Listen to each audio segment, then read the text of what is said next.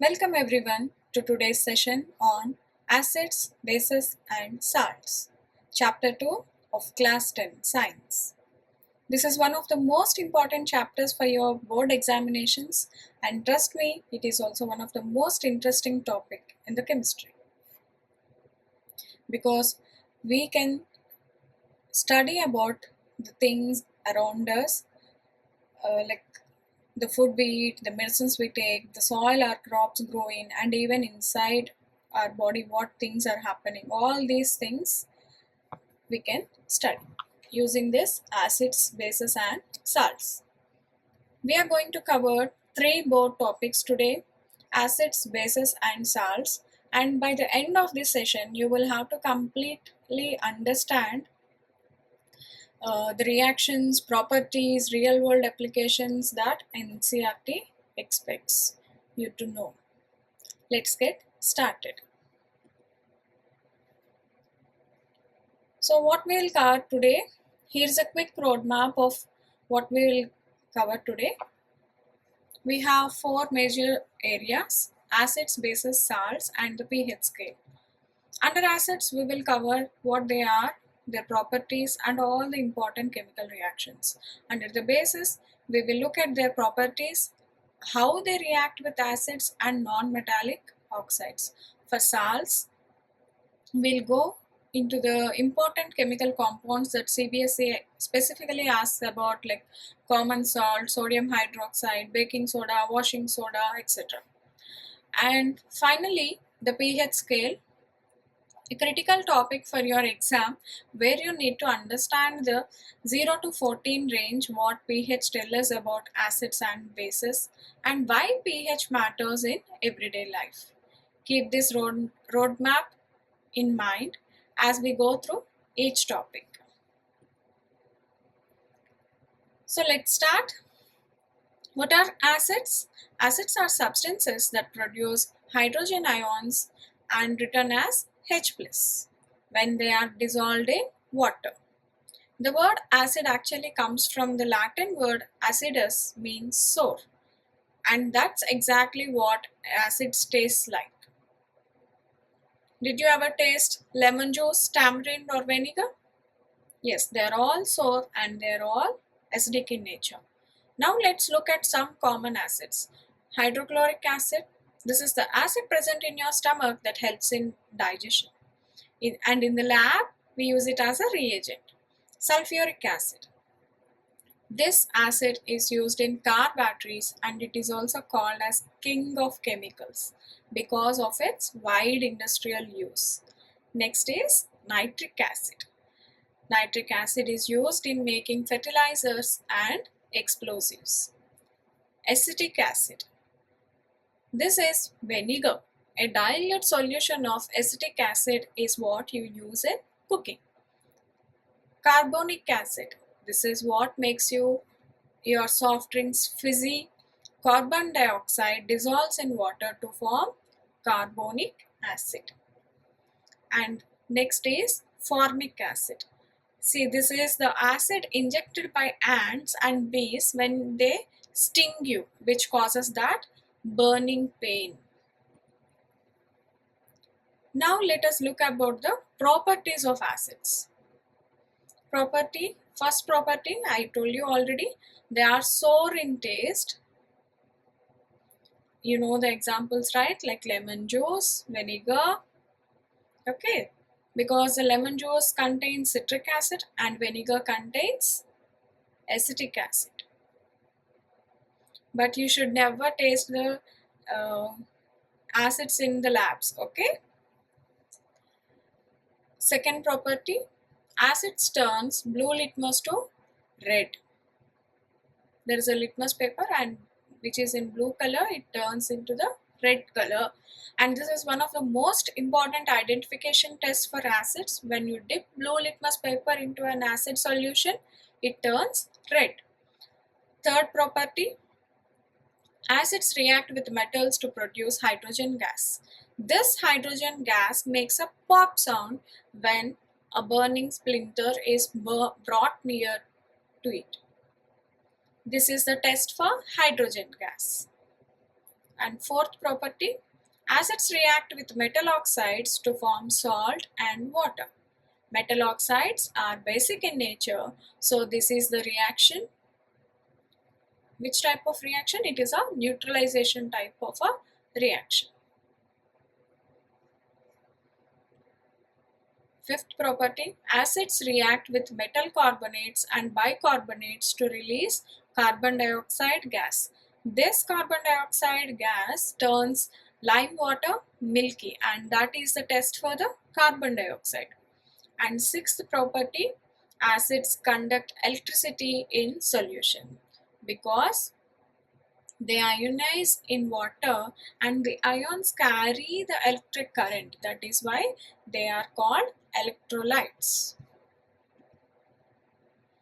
Let's learn about bases. Bases are the substance that produces hydroxide ions. Hydroxide ions means OH minus when they dissolve in water. There's an important distinction you need to remember for your exam, children. All alkalis are bases, but not all bases are alkalis. An alkali is simply a base that is soluble in water. For example, sodium hydroxide dissolves in water, so it is an alkali. Copper hydroxide does not dissolve in water, so it is a base but not an alkali. Let us look at a common bases like sodium hydroxide, potassium hydroxide, calcium hydroxide, then magnesium hydroxide, ammonium hydroxide, aluminum hydroxide. So let me tell you what are their uses also. Sodium hydroxide, it is known as caustic soda. It is used in making soap and paper, and this is also produced in Chlor-Alkali process, which we will study later. Next is potassium hydroxide. They are called as caustic potash, which are used in the liquid soaps. Calcium hydroxide, they are known as slaked lime, which is used to whitewash walls. Magnesium hydroxide, this is the milk of magnesia. You take it as an antacid when you have acidity. Ammonium hydroxide, present in ammonia based cleaning solutions. Aluminum hydroxide, it is also another antacid and is also used in the water treatment. Now let us learn about the properties of bases. Bases are basically bitter in taste. All bases have bitter taste. If you have ever accidentally tasted a soap, you know the bitter feeling. Baking soda also has a slightly bitter taste. Next, they are also soapy and slippery. Okay, bases feel slippery or soapy to touch. This happens because the bases react with the oils on your skin in a process called saponification. They basically start making a soap with your skin oil. This is why you should wash your hands carefully after handling bases like sodium hydroxide, NaOH. Bases turn red litmus to blue litmus. This is the indicator test for the bases. This is what exactly opposite to the acids.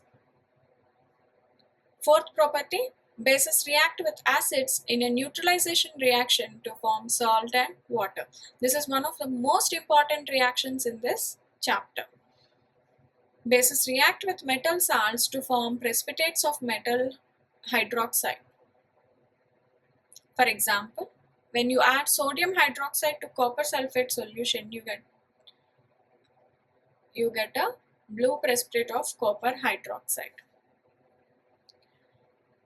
Like acids, bases also conduct electricity in a solution because of the OH minus ions carry the current. Next, let us learn about the chemical indicators. Indicators are substances that change color in the presence of acid or base. They help us identify whether a substance is acidic or basic. Let's go through the most important indicators for your exam. Litmus is the most commonly used indicator. Red litmus paper turns blue in base and stays red in acidic. Blue litmus paper turns red in acidic and stays blue in base. In neutral solutions, litmus appears purple. Phenolphthalein, this is an indicator which is colorless in acids and neutral solutions but turns pink in base. Remember, phenolphthalein shows color only in bases. Methyl orange, this turns red or pink in acids and yellow in bases. Turmeric, yes, turmeric is also used as an indicator, and turmeric is yellow in acidics and neutral conditions but turns red or brown in a base. This is why when you put soap on a turmeric stain, it turns red. China rose, the petals of China rose flower can be used as a natural indicator. They turn dark pink in acids and green in bases. These natural indicators, turmeric, China rose, are important because NCERT specifically mentions them. Let's now look at the first chemical reactions, acid reacting with metals. This is the general equation. Try to remember the general equation. Dilute acid plus active metal gives rise to salt plus hydrogen gas. The key product here is hydrogen gas, which rises upwards. To test whether the gas produced is hydrogen, you are bringing a burning splinter near the mouth of the test tube. Then the hydrogen gas burns with a characteristic pop sound. Let's go through the specific reactions here. Zinc with sulfuric acid gives zinc sulfate and hydrogen gas. Iron with hydrochloric acid gives iron 2 chloride and hydrogen gas. Magnesium with hydrochloric acid gives magnesium chloride and hydrogen gas. Aluminium with hydrochloric acid gives aluminium chloride and hydrogen gas. Now, here's an interesting case. Sodium reacts with water and water itself acts as a weak acid here, and this gives sodium hydroxide and hydrogen gas. Remember, not all metal reacts with dilute acids. Copper, silver and gold do not react with dilute acids. These are less reactive metals.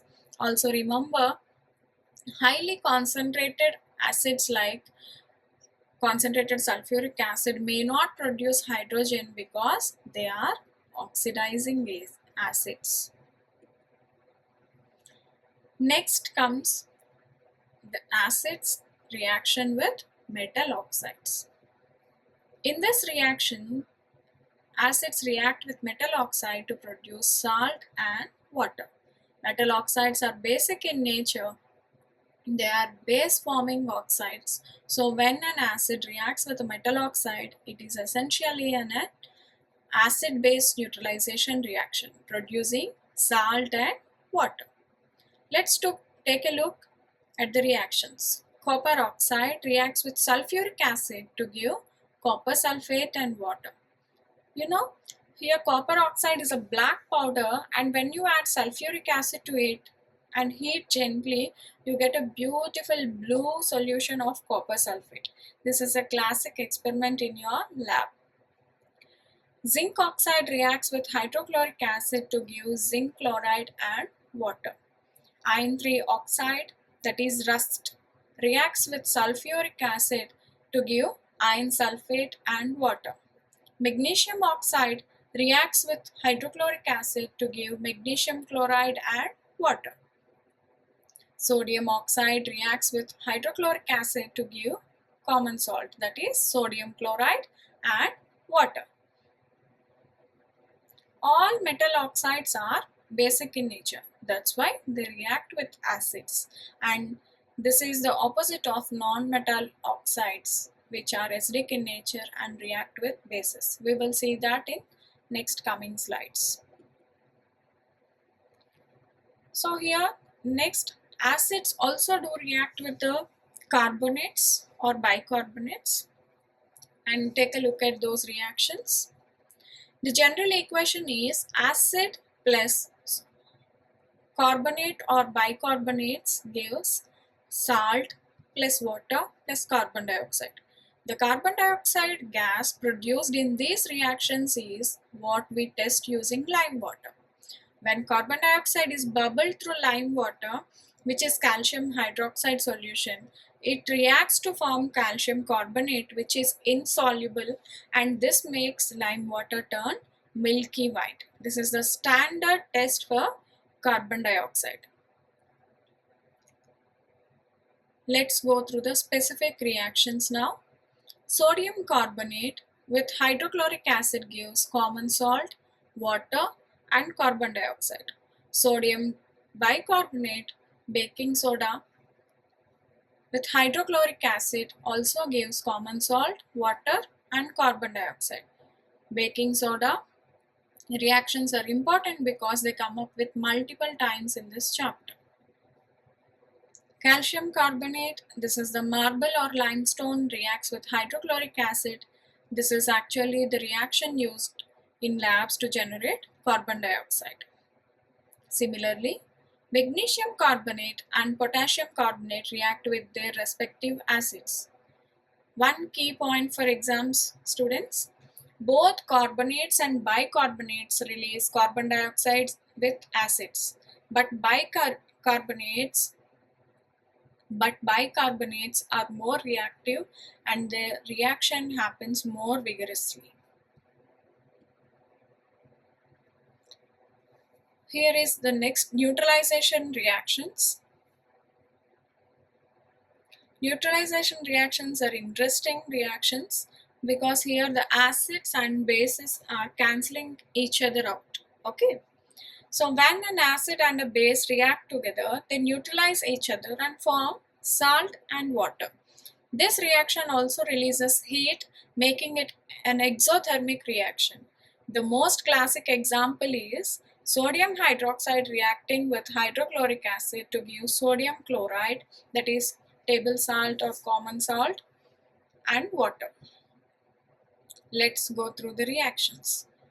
NaOH plus HCl gives NaCl plus H2O. This is a neutralization of strong acid and HCl by the strong base NaOH. We also have potassium hydroxide and nitric acid gives potassium nitrate and water. Potassium nitrate is actually used in the fertilizers. Calcium hydroxide with sulfuric acid gives calcium sulfate, which is gypsum, and water. Now let me tell you some beautiful real life applications of neutralization reactions. When you have acidity or indigestion, your stomach produces excess hydrochloric acid. You take an antacid like milk of magnesia or sodium bicarbonate and it neutralizes the excess acid, giving you relief. This is the neutralization happening inside your body. If a wasp stings you, it injects an alkaline venom. You can treat it by applying a mild acid like vinegar. Conversely, a bee sting is acidic. You can apply baking soda, a mild base, to neutralize it. Farmers add lime, calcium hydroxide to acidic soil to neutralize the excess acid and make the soil more suitable for the crops, and this is called liming of soil. These are all the uses of the neutralization reactions in our day-to-day life. Here comes, now let us talk about what happens when acids and bases dissolve in water. This is an important conceptual topic. When an acid dissolves in water, it releases hydrogen ions. But hydrogen ions, that is H plus ions, don't actually exist freely in solutions. They are too reactive. Instead, each hydrogen ion immediately attaches to water molecule to form hydronium ion, H3O+. Okay.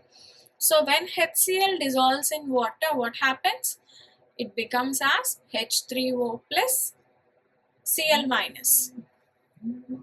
This is why some textbooks write H plus or others write H3O plus. Both refer to the same thing.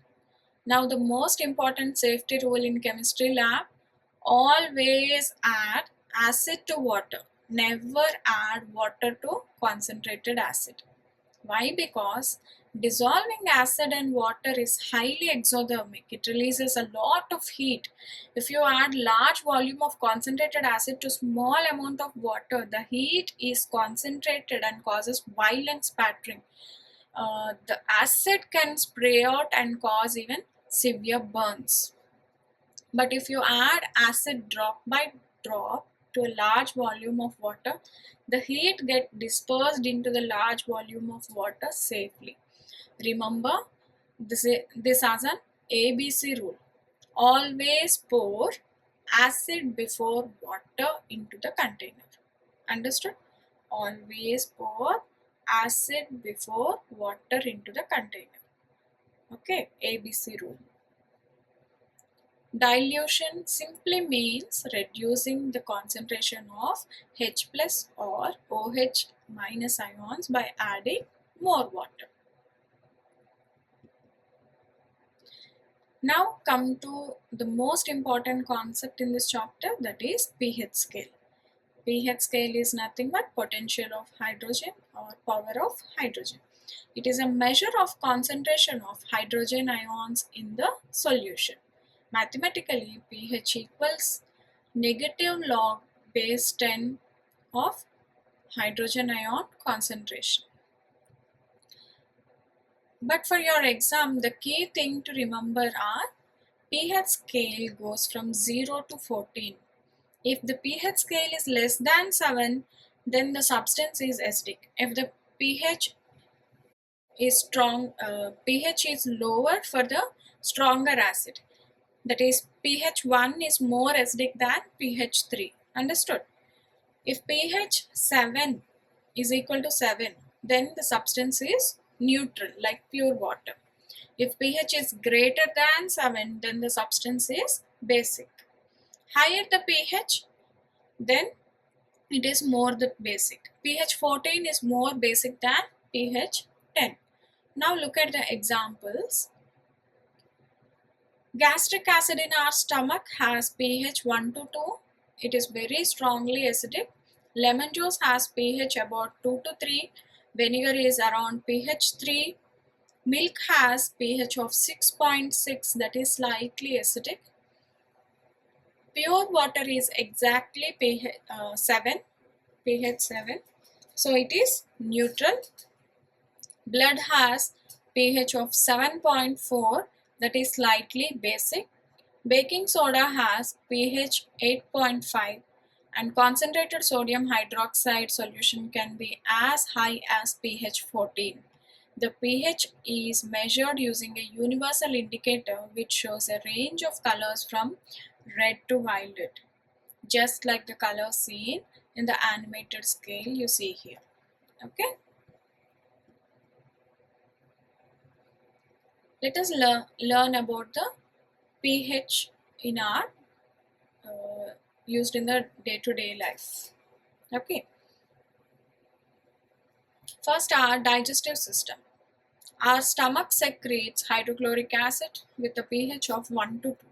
This acid helps break down food and kills harmful bacteria. When excess acid is produced, we feel the acidity or heartburn, and we take antacids, which have a pH of 8 to 9 to neutralize this excess acid. Tooth decay. The bacteria in our mouth break down the sugar and produce acid. This lowers the pH of mouth below 5.5. At this pH, the calcium phosphate that forms our tooth enamel starts dissolving. This is what causes tooth decay. Toothpastes are slightly basic. They neutralize the acid in the mouth and protect our teeth. Acid rain. Uh, uh, did you ever heard of this? Yes. Normal rainwater has a pH of 5.6 because carbon dioxide from the air dissolves in the rain to form carbonic acid. But when oxides of sulfur and nitrogen released due to the burning of fossil fuels from the vehicles, what happens? They form sulfuric acid or nitric acid when dissolved in rain. This brings the pH to 5.6, creating what we call acidic rain or acid rains. Acid rain damages monuments, kills aquatic life, and destroys forests. Agriculture. Most crops grow best at pH 6 to 7. If soil is too acidic, farmers add lime, calcium hydroxide. If soil is too basic, they add gypsum, calcium sulfate. I told you already, our blood has very tightly regulated pH of 7.35 to 7.45. Even a small deviation causes serious medical conditions.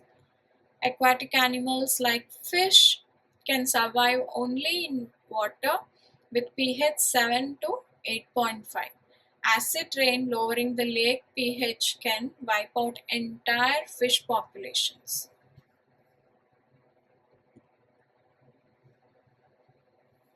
Salts, our next topic is salts. Salts are formed when acids react with base in a neutralization reaction. The negative ion, that is anion, comes from the acid, and the positive ion, the cation, comes from the base. For example, sodium chloride, that is NaCl, sodium comes from the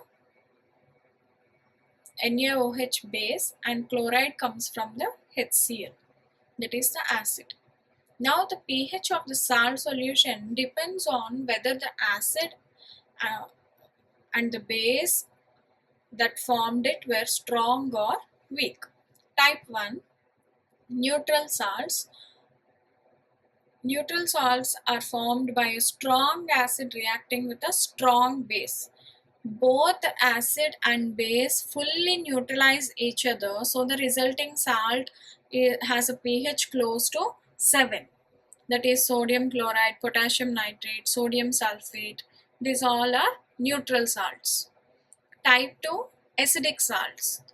They are formed by the strong acid and a weak base.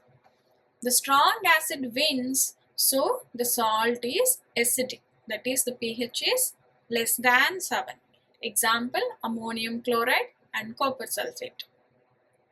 Type 3, basic salts formed by a weak acid and a strong base.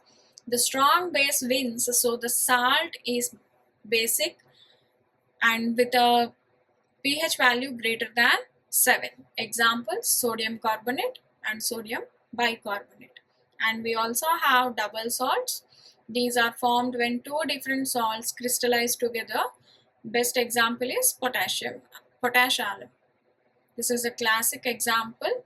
It is used in purifying water and in leather tanning.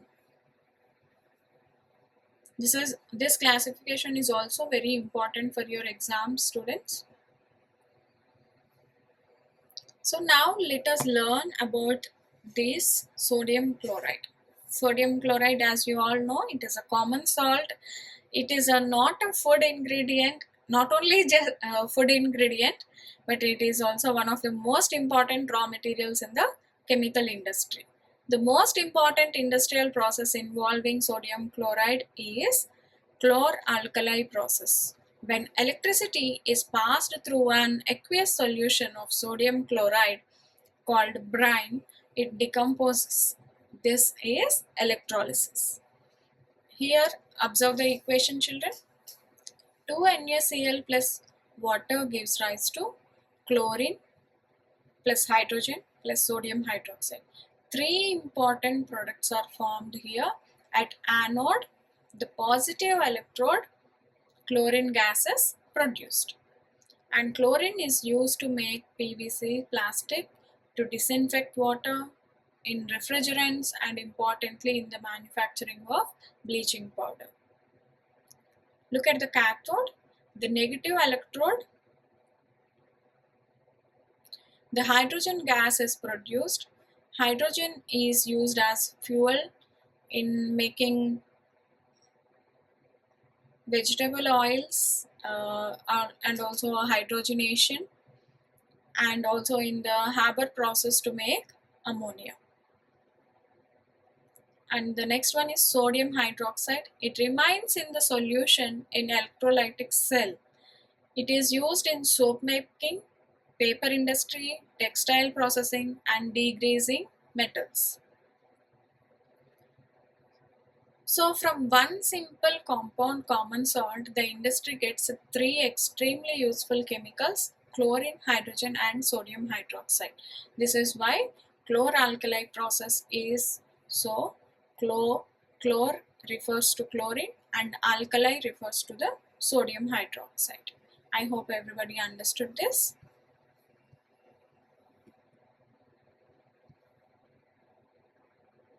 Our next topic, sodium hydroxide. Sodium hydroxide is also called as caustic soda because it is highly corrosive and can cause severe burns on contact with the skin or eyes. We should be careful. It is a white solid that comes in pellets or flakes. Okay, it dissolves very readily in water and dissolution is exothermic. That means it releases heat. Sodium hydroxide is a strong base. It fully dissociates in water to give sodium ions and hydroxide ions. Hydroxide ions means OH minus ions. A dilute solution of sodium hydroxide has pH around 13 to 14. That means you understood that it is a very strong base. Now let's look at its uses. The most important use of sodium hydroxide is in making soap in a process called saponification. Sodium hydroxide reacts with fats or oils to produce soap and glycerol. This is how all hard soaps are made. Liquid soaps use potassium hydroxide instead. Remember, liquid soaps use potassium hydroxide. Solid or hard soaps use sodium hydroxide. Sodium hydroxide is used in paper and pulp industry to break down wood fibers. It is also used in textile industry in a process called mercerization, treating cotton with sodium hydroxide to increase the luster and strength. Even artificial silk, that is rayon, is also made using sodium hydroxide. Drain cleaners contain sodium hydroxide because it dissolves fats and grease that block drains. Sodium hydroxide is produced in large quantities through Chlor-Alkali process. Just we studied, no? Let us move on to the next. Our next topic is baking soda, sodium hydrogen carbonate.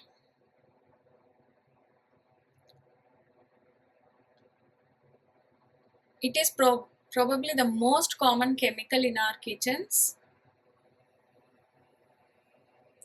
It is white crystalline powder with a mild basic pH of about 8.3.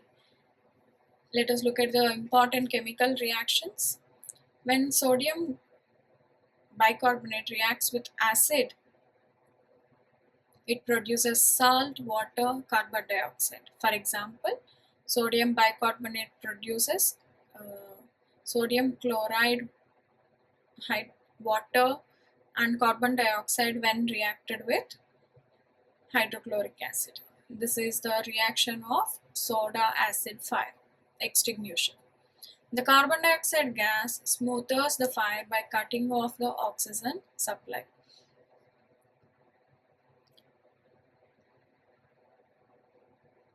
When we heat the sodium bicarbonate to 50 degrees Celsius, what happens, It decomposes as sodium carbonate and carbon dioxide and water.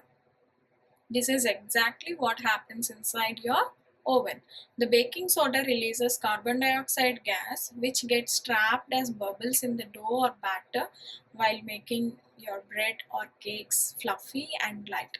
That's why it is called as a leavening agent. Now let us learn the uses of baking soda. In cooking, it is a leavening agent releasing carbon dioxide to make baked goods rise. As an antacid, it neutralizes excess stomach acid and relieves heartburn. I think you might have seen on the Eno sachets. Eno sachets. They contain sodium bicarbonate. In fire extinguishers also, we have this. The soda acidic In fire extinguishers, the soda acid type, when sulfuric acid reacts with baking soda, it rapidly releases carbon dioxide to extinguish the fire. It is used in making soda water and it is even useful in refrigerating. It absorbs odors.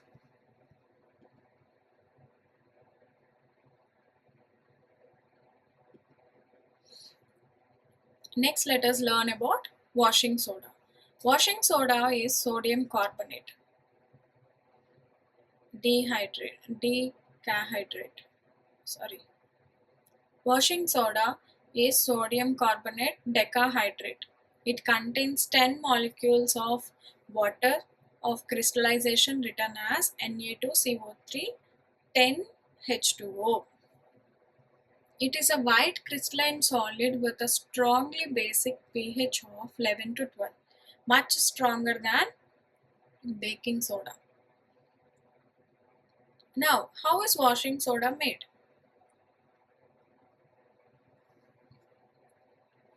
When sodium bicarbonate, when you heat it, it decomposes to give sodium carbonate, water and carbon dioxide.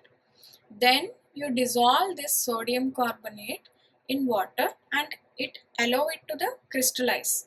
It forms decahydrate, that is sodium carbonate decahydrate, Na2CO3 10H2O, that is called as washing soda. The 10 water molecules are called water of crystallization. They are part of the crystal structure of the compound.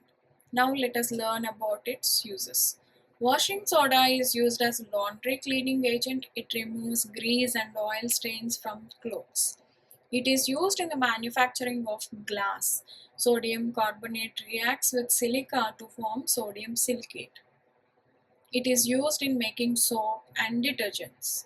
One of the very important use in is water softening. Hard water contains dissolved calcium and magnesium ions. When you add washing soda to hard water, the carbonate ions react with calcium and magnesium to form insoluble precipitates that settle down, leaving a soft water. Our next topic is bleaching powder. Bleaching powder formula is calcium oxychloride. It is written as CaOClCl, or you can write it as CaOCl2. It is also called as chlorinated lime. Bleaching powder is also called as chlorinated lime. It is a yellowish white powder with a strong smell of chlorine. I think most of you know the smell of bleaching powder. And now, how is bleaching powder made? We need to take dry slaked lime, that is calcium hydroxide, is treated with chlorine gas at about 40 degrees Celsius in a special chambers. Okay, then what happens? Then bleaching powder is formed along with water. Here look at the equation.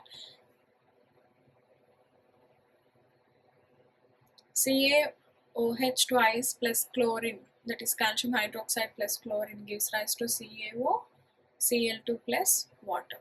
Now how does it bleach? This is an interesting mechanism. Bleaching powder reacts with carbon dioxide in air and water to form calcium carbonate, and hypochlorous acid is unstable and decomposes to release nascent oxygen, which is extremely reactive single atom of oxygen. This nascent oxygen attacks the colored compound in the fabric material and oxidizes it, converting into a colorless compound. This is called bleaching. When bleaching powder reacts with the dilute sulfuric acid, that is H2SO4, it releases chlorine gas. This is one of the way to generate chlorine in the labs. Let us learn the uses of the bleaching powder. Bleaching powder is used to bleach cotton and linen in textile industries, giving fabrics that bright white color. It is used to bleach wood pulp in paper industry, in paper manufacturing. Most importantly, it is used to disinfect drinking water and swimming pools. The chlorine released kills bacteria and pathogens. It is also used as oxidizing agent in various chemical processes.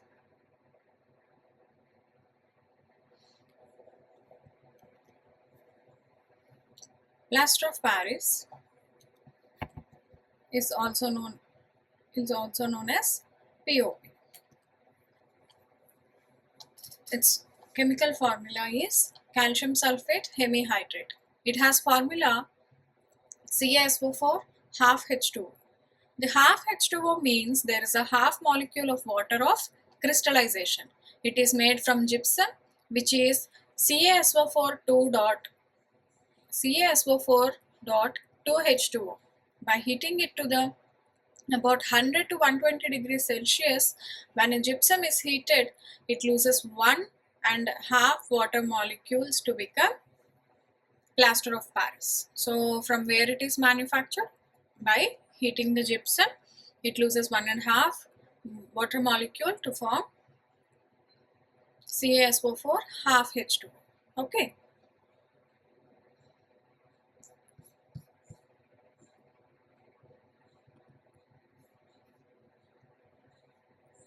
Now here, there is also one more interesting thing. When you add water to plaster of Paris, it absorbs water and converts back to gypsum, that is CaSO4.2H2O.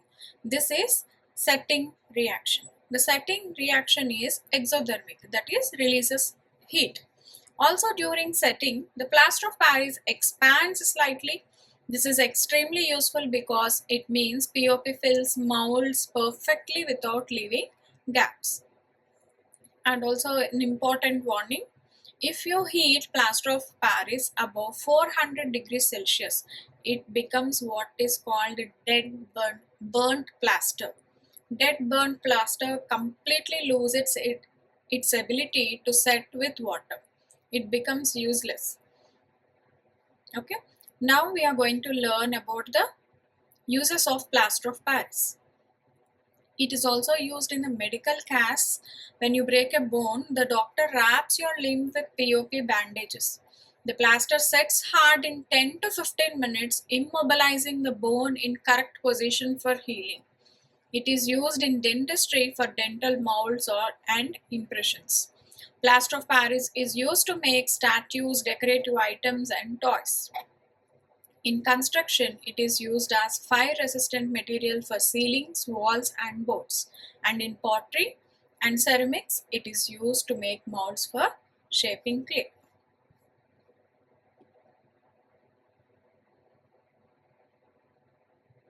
Let's revise quickly everything we have covered today. For acids, remember these reactions clearly for your exam. Acid plus metal gives salt and hydrogen gas. Acid plus metal oxide gives salt and water. Acid plus carbonate gives acid plus carbonate or bicarbonate gives salt, water, and carbon dioxide. And acid plus base is a neutralization reaction giving salt and water. In water, H plus ions become H3O plus ions, that is hydronium ions. For bases, bases react with non-metallic oxides to give salt and water.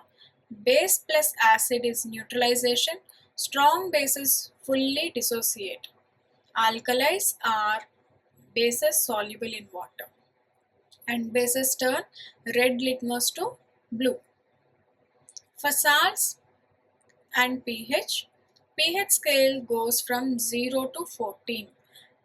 pH below 7 is acidic, pH above 7 is basic, and pH 7 is neutral.